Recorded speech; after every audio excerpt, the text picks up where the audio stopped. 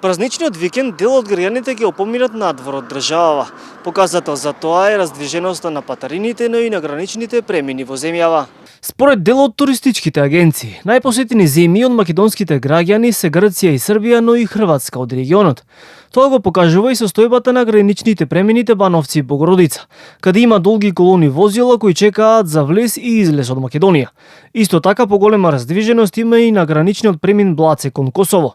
Во однос на бројот на македонски граѓани кои излегле од земјава, од МВР соопшти дека на граничниот премин Богородица во изминатите 24 часа, почнувајќи од вчера напладне, излегле 5885 македонски државјани, додека пак на Табановце во истиот период поминале 9778 државјани на Македонија.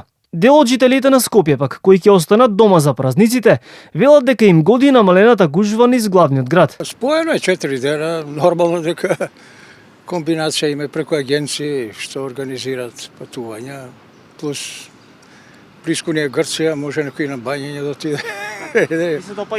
Охрите исто таму се, нели, Великден таму се прави. Ви се допаѓа вас вакво Скопје без многу сообраќај? Па, сабота и недела, со оглед дека живам овде градска, ја освен са бајле до 8 и после 5 не можам на паркинг да дојдам, ме разбираш, и сабота недела. Па еве и сега е мање више празно. Великден не мора да празнува денеска и затоа.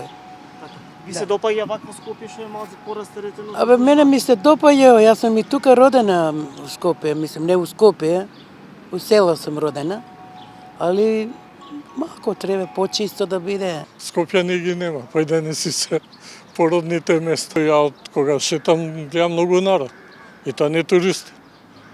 Така да има народ. Од МВР исто така додаваат дека деновиве во функција се ставени сите човечки и технички капацитети на граничните премини со цел да се забрза протокот на патниците и да нема поголеми задржувања.